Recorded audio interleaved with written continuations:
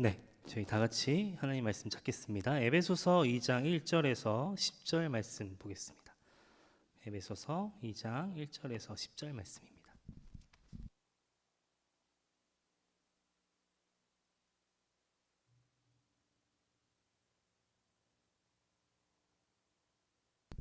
네, 다 찾으신 줄 알고 저와 여러분들이 한 절씩 교독하시고 마지막 절은 합독하도록 하겠습니다. 그는 허물과 죄로 죽었던 너희를 살리셨도다.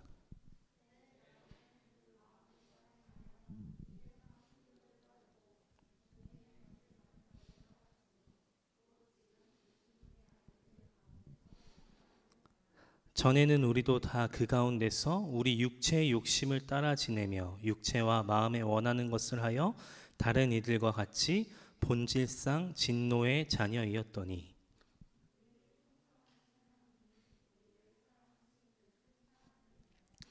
허물로 죽은 우리를 그리스도와 함께 살리셨고 너희는 은혜로 구원을 받은 것이라.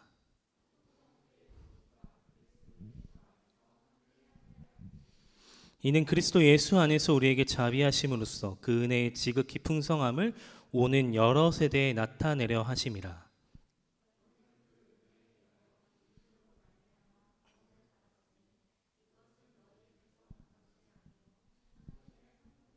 행위에서 난 것이 아니니 이는 누구든지 자랑하지 못하게 함이라. 우리는 그가 만드신 바라 그리스도 예수 안에서 선한 일을 위하여 지으심을 받은 자니 이 일은 하나님이 전에 예비하사 우리로 그 가운데서 행하게 하려 하심이라. 아멘. 반갑습니다. 오늘 여러분들 오랜만에 뵙겠습니다. 네, 2달 만에 만났는데 저희 오늘 새롭게 인사를 하면 좋겠습니다. 오늘 샬롬 말고요. 위에 보시면 소중한 당신이 보고 싶었습니다 라는 말이 있습니다. 우리 앞뒤 좌우에 있는 분들과 한번 인사하면 좋겠습니다. 소중한 당신이 보고 싶었습니다. 인사하기 원합니다.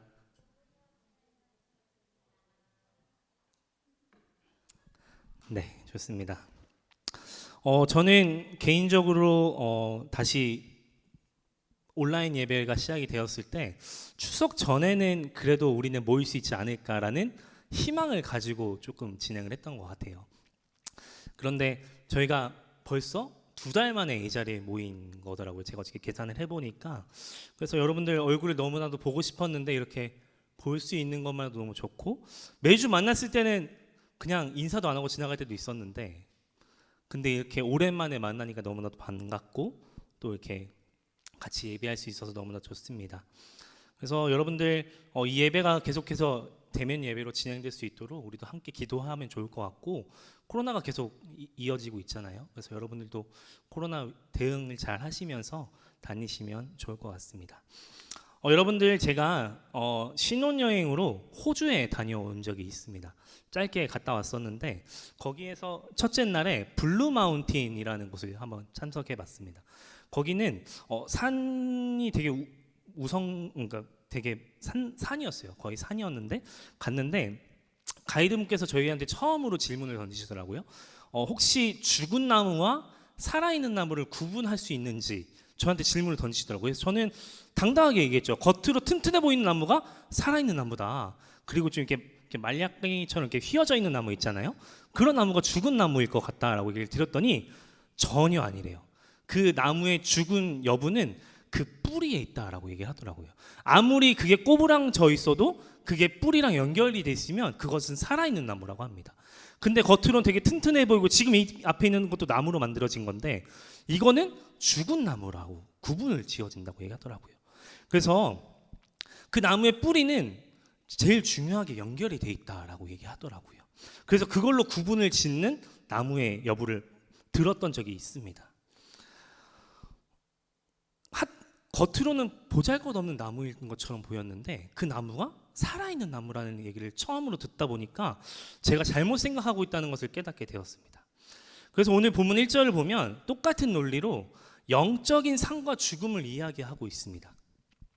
쉽게 얘기하면 우리가 구원을 받기 전과 후를 이야기하고 있다는 것이죠.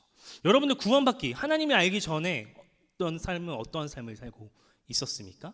아니면 이후에는, 하나님을 믿은 이후에는 어떠한 삶을 살고 있었습니까? 제가 조금 전에 나무 이야기를 드리지 않았습니까? 우리가 아무리 겉은 믿음이 되게 튼튼해 보이지만 우리 그 뿌리가 믿음이 예수 그리스도한테 박혀 있지 않으면 그것은 하나님을 알아가는데 너무나도 부족한 삶을 살아가고 있다는 것이죠. 그래서 우리의 신앙도 죽은 신앙처럼 보일 수밖에 없다는 것입니다. 그래서 이어지는 2절과 3절에는 어두운 단어들이 계속해서 나오고 있습니다. 그렇다면 우리가 하나님께 구원받기 이전의 상태는 어떤 상태를 이야기하고 있을까요? 제가 세 개로 나눠서 얘기를 드려보겠습니다. 첫째로는 세상의 가치관을 따라가는 상태를 이야기합니다. 2절의 상반절을 한번 보십시오. 그때에 너희는 그 가운데서 행하여 이 세상 풍조를 따르고. 오늘 우리는 이 세상을 살아가면서 이 세상의 가치관을 쫓아가면서 살아갑니다. 어느 누구나 이 세상의 가치관을 던져주는 그 가치관을 붙잡으려고 노력한다고 가는 것이죠. 그런데 왜 하나님은 구원받은 우리 자녀를 왜 그 세상의 가치관을 쫓아가지 말라고 이야기를 하고 있는 것일까요?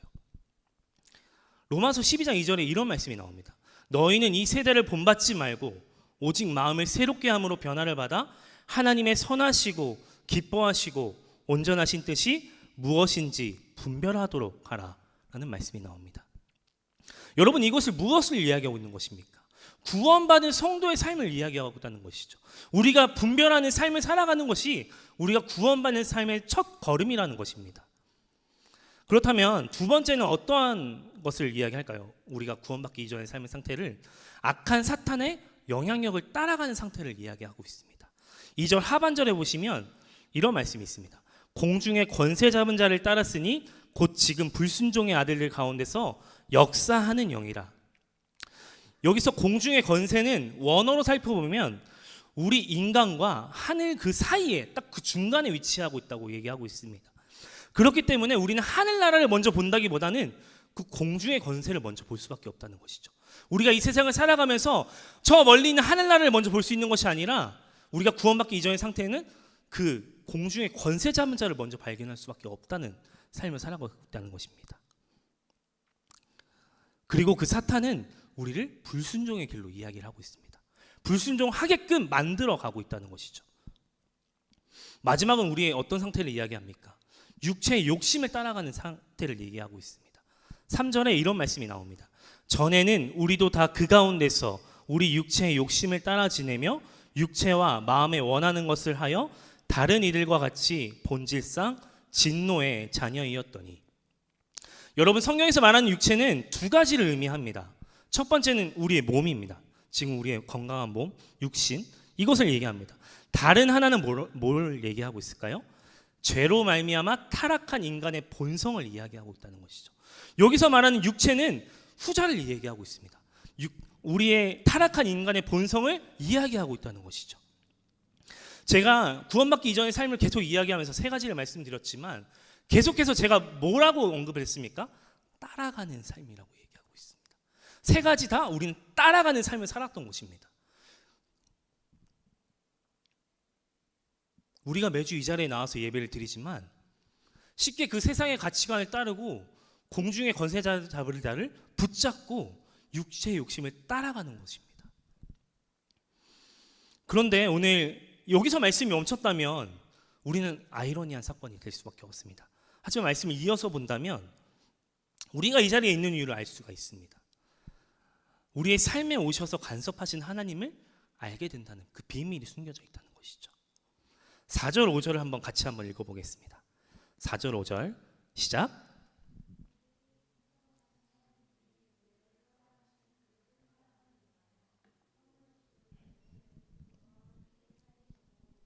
아멘. 네, 여기까지 읽겠습니다. 여러분, 4절을 원어 성경으로 보면요, 처음에 국률 앞에 연결 단어가 나옵니다. 뭐냐면 그러나로 시작하고 있습니다. 여러분들 지금 성경책에는 표시가 되어 있지 않잖아요. 근데 원어 성경으로 보면 처음 시작을 그러나로 시작하고 있습니다. 이것은 1절 3절을 구분짓는 그 단어라는 것이죠. 이것을 다르게 해석한다면 1절과 3절의 인생이 있다면 우리는 4절과 7절의 인생을 바라볼 수 있다는 것입니다. 이것은 어떠한 것으로 구분할 수 있습니까? 하나님이 우리의 삶에 개입하심으로부터 시작하게 되는 인생이라는 것입니다. 우리가 구원받고 나서부터의 삶을 4절에서 7절의 삶을 볼 수 있다는 것이죠. 1절에서 3절에서는 하나님이 전혀 보이지 않습니다. 되게 어두운 말로 계속 우리를 따라가라 얘기하고 있습니다.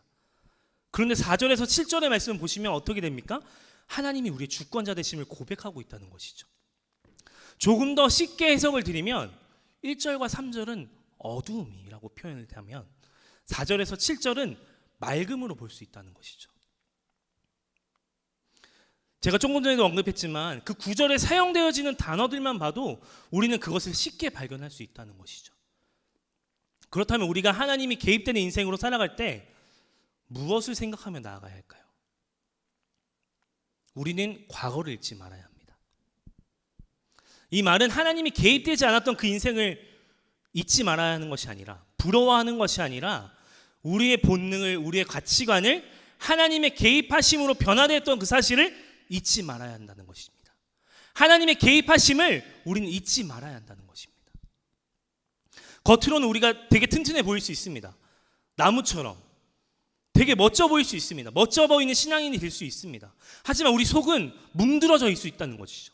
우리가 수백 번, 수천 번 하나님께 기도를 드려도 우리 안에 예수 그리스도가 뿌리가 없으면 죽어있는 영혼밖에 없다는 것입니다.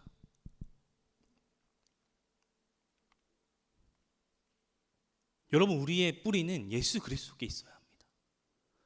우리의 신앙의 뿌리는 예수 그리스도께 있어야 합니다. 우리는 그것을 잊지 말아야 한다는 것이죠. 하나님이 우리의 삶에 개입했던 그 구원의 사건을 늘 잊지 말아야 한다는 것입니다. 그리고 그 다음에 하나님의 은혜로 얻게 된 지금 현재의 삶을 잘 누려야 합니다. 여러분, 그런데 우리가 신앙생활을 하면 4절, 7절의 말씀을 빗대어서 본다면 이 믿음 하나 지키고 나가는 것이 너무나도 어렵습니다. 여러분들 신앙생활 하는 것도 힘든데 이 믿음을 잘 지키라고 합니다. 세상에 나아가서도 이 믿음을 잘 지키라고 이야기합니다. 그런데 그 믿음 하나 지키기가 너무나도 어렵습니다. 그럴 때는 어떻게 됩니까? 우리는 이 믿음을 포기하려고 합니다. 제한되는 것이 너무나도 많으니까 이 믿음을 먼저 포기하려고 먼저 시작합니다. 그런데 제가 삶을 누리라고 하지 않았습니까? 삶을 누리라는 것은 무엇입니까? 그 은혜를 깨닫는 것입니다.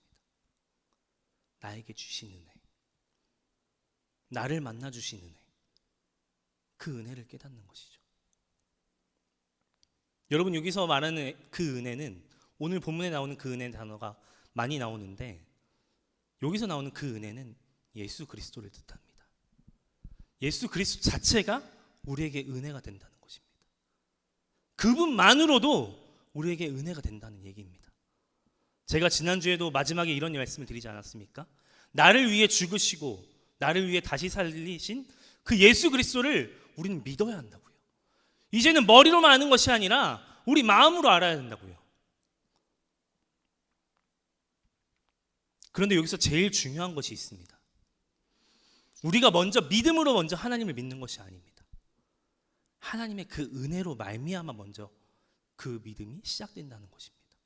여러분들 항상 우리가 먼저 뭔가 믿음을 먼저 시작하는 것 같지만 우리가 이 자리에 있는 이유 하나님의 은혜입니다. 그것을 고백할 수 있어야 된다는 것이죠. 여러분들이 몇십 년 교회를 다녀도 나의 힘으로 나온 것이 아니라 하나님의 은혜입니다. 내가 이 자리에서 하나님을 예배할 수 있는 것 하나님의 은혜입니다. 고백할 수 있어야 된다는 것이죠. 친구의 인도하심으로, 부모님의 인도하심으로 여러 모양으로 이 자리에 나오지만 결국엔 여러분들의 신앙이라는 것입니다. 여러분들 그러면 어떠한 고백을 하게 됩니까? 이 모든 것이 하나님의 은혜입니다. 내가 하나님을 예배할 수 있는 것 하나님의 은혜입니다. 이러한 고백이 있어야 된다는 것이죠. 왜 이러한 고백을 해야 될까요? 오늘 8절에 나옵니다. 8절 같이 한번 읽어보겠습니다. 시작. 너희는 그 은혜에 의하여 믿음으로 말미암아 구원을 받았으니 이것은 너희에게서 난 것이 아니요 하나님의 선물이야. 아멘. 여러분, 그 은혜에 의하여 믿음으로 말미암아 우리는 구원을 받는 것입니다. 이것은 우리에게 난 것이 아니라 하나님의 선물이라고 하는 것입니다. 여러분, 하나님의 선물 받아본 적이 있습니까? 지금 이 자리에 있는 것 자체가 하나님의 선물인 것입니다. 뭐 주세요, 뭐 얻고가 아니라 그냥 이 자리에 있는 것만으로도 감격적인 것입니다. 제가 지난주에 데이트 얘기를 하면서 이야기 드리지 않았습니까? 여러분들 이 자리에 나올 때 설레어야 된다는 것입니다.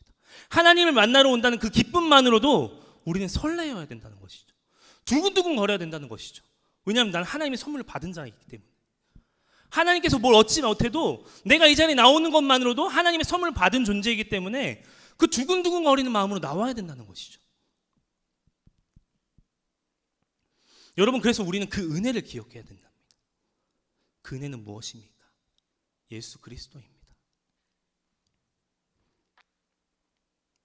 여러분, 아직까지 우리의 마음 가운데, 여러분들의 마음 가운데 예수 그리스도가 없다면 다시 한 번 더 점검하시길 바랍니다.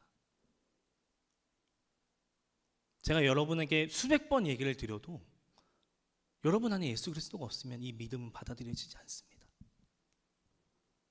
오늘 이 시간 다시 한 번 더 점검하는 여러분들이 되길 바랍니다. 그렇다면 우리의 신앙생활의 모습은 어떠한 모습으로 나아가야 할까요?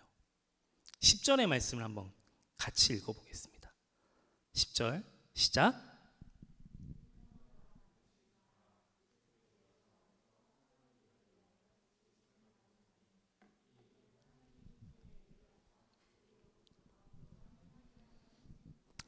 아멘.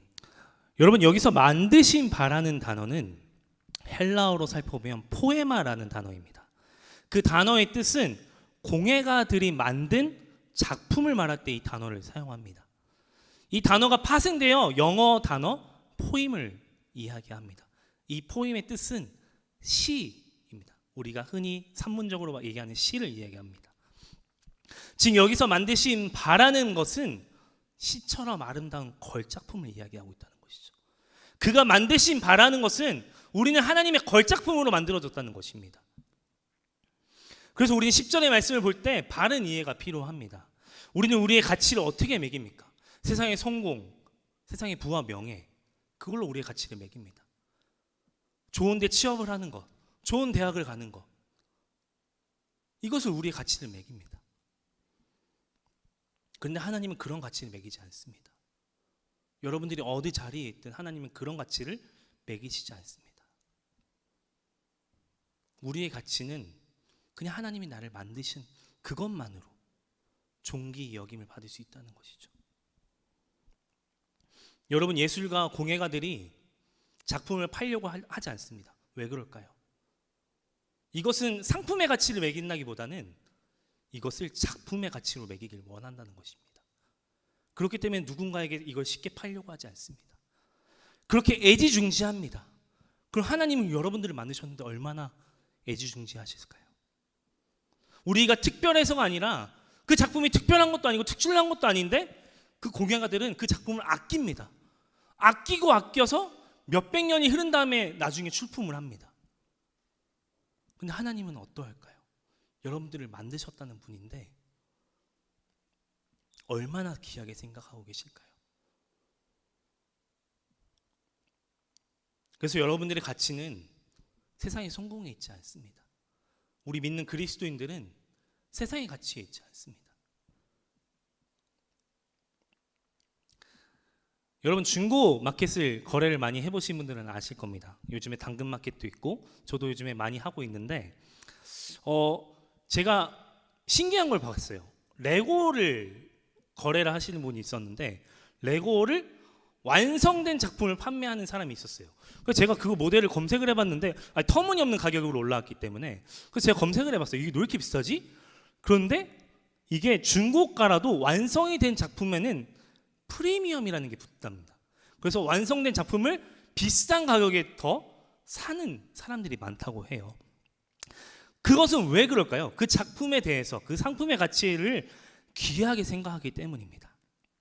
내가 고생한 것은 없지만 상대방이 만든 작품을 인정하면서 그 작품의 가격을 지불한다는 것이죠. 하지만 우리는 그 하나님의 걸작품으로 지음받은 존재로 누가 매기는 상품의 가치와는 비교할 수 없는 삶을 살아갈 수 있는 겁니다. 우리가 하나님 앞에 뭔가 해서 어떤 봉사를 해서 예배드려서 이런 것이 아닙니다. 그냥 하나님과의 관계를 맺는 순간 우리는 하나님의 걸작품이 되는 겁니다. 내가 하나님을 믿는 순간부터 우리는 하나님의 걸작품이 되는 것입니다. 그래서 10절을 바라볼 때 우리의 믿음이 있어야 한다는 것이죠. 그가 만드신 바라는 것은 우리 모든 만물을 창조하셨지만 하나님을 내 주라 고백하는 자에게 하나님의 걸작품으로 만들어 주신다는 이야기인 것입니다. 하나님의 걸작품으로 분명히 기억해야 될 두 가지가 있습니다. 이 부분만 말씀드리고 오늘 말씀 마치겠습니다. 첫째는 예수 그리스도 안에서 새로운 자기 발견이 필요합니다. 10절의 말씀을 제가 한번 읽어보겠습니다. 우리는 그가 만드신 바라 그리스도 예수 안에서 선한 일을 위하여 지으심을 받은 자니.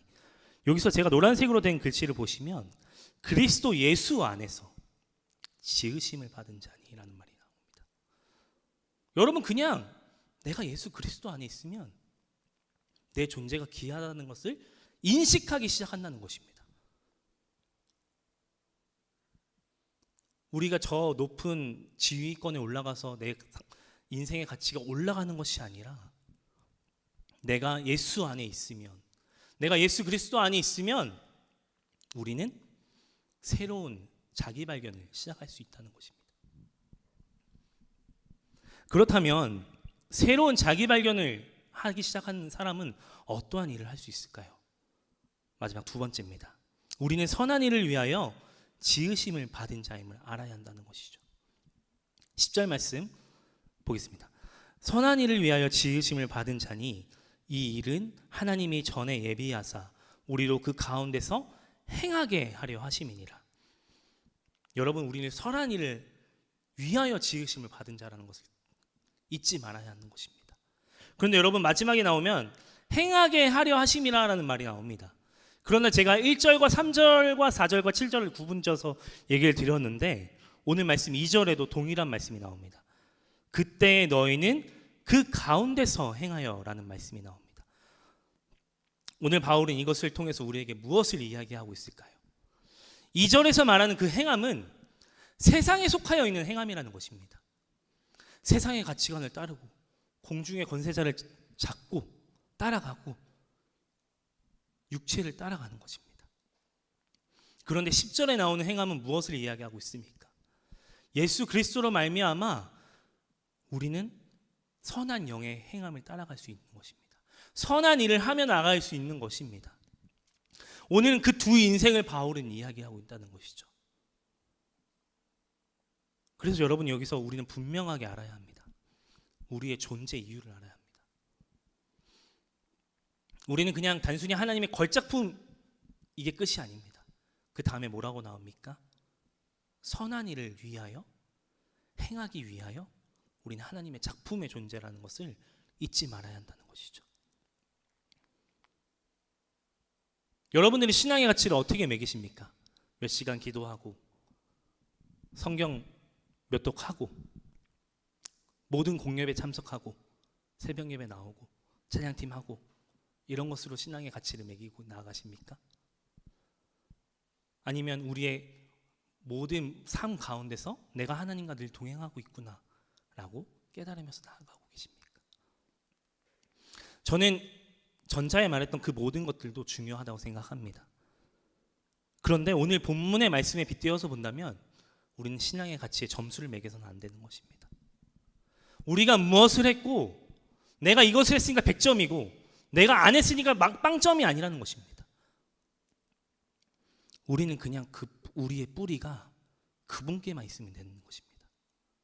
우리의 뿌리가 흔들리지 않게끔 거기에만 있으면 되는 것입니다. 어디에 있으면 될까요?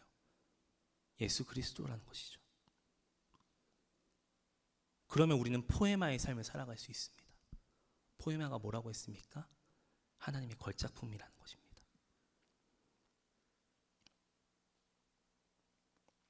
제가 계속해서 에베소서 이야기를 하면서 이런 이야기를 드렸습니다.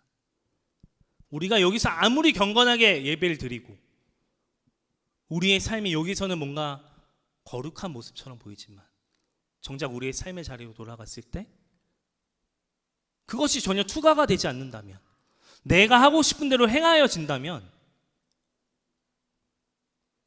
하나님의 선한 일을 감당할 수 없습니다. 바울은 이것을 말하고 있습니다. 우리 삶의 변화를 이야기하고 있다는 것이죠.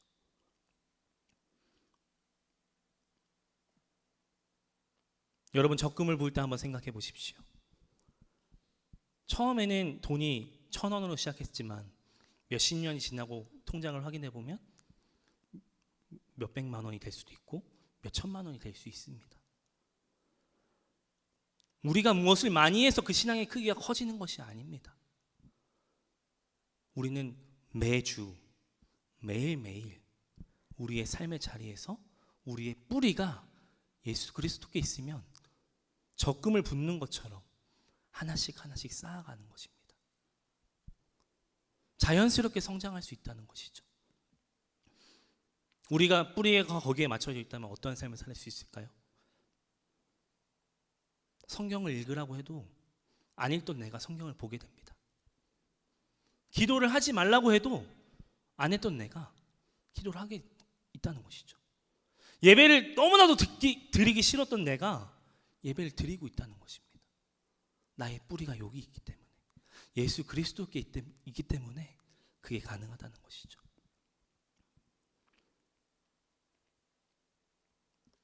그리고 더 나아가 우리의 삶에서 선한 일을 펼칠 수 있다는 것이죠. 우리의 모습만으로도 우리는 그 선한 영향력을 끼칠 수 있는 사람들이 될 수 있을 것입니다. 말씀을 맺겠습니다. 맥스 루케이도라는 목사님이 쓰신 You are special이라는 책이 있습니다. 여러분들이 많이 보셨을 수도 있고 많이 들어보신 분들 계시지만 당신은 특별합니다 라는 번역으로 되어 있습니다. 한글로도 많이 번역이 되어 있고 애니메이션으로도 많이 나와 있습니다. 제가 군대에 다녀와서 제가 아는 목사님께서 선물해 주셔서 한번 읽어보게 되었습니다. 그런데 아직도 그 책에서 읽었던 부분 중에서 제일 기억에 남는 부분이 있어서 가져왔습니다. 해석은 조금 다르겠지만 제가 해석한 부분을 보여드리도록 하겠습니다. 당신은 특별합니다. 남들이 뭐라고 해도 생각해도 중요하지 않습니다. 내가 생각하는 것만이 중요할 뿐입니다. 그리고 내 생각에 당신은 정말 특별합니다. 기억하세요. 내가 당신을 만들었기 때문에 당신은 특별합니다. 그리고 나는 실수를 하지 않습니다. 여러분 기억하시길 바랍니다. 우리는 어떤 것을 행하고 어떤 것을 취하고 그 다음에 우리가 특별한 존재가 되는 것이 아니라는 것입니다. 우리는 하나님께서 만드신 것만으로도 오늘 말씀의 제목처럼 우리는 하나님의 걸작품이 될 수 있다는 것이죠. 대신 조건이 있습니다. 우리의 뿌리가 예수 그리스도께 있어야 합니다. 우리가 믿는 믿음으로 나아가는 것이 아니라 우리의 뿌리가 예수 그리스도께 있어야 합니다. 그렇게 될 때 우리는 하나님의 걸작품으로서 이 세상에 선한 영향력을 펼치며 나아갈 수 있는 저와 여러분들이 되시기를 간절히 소망합니다.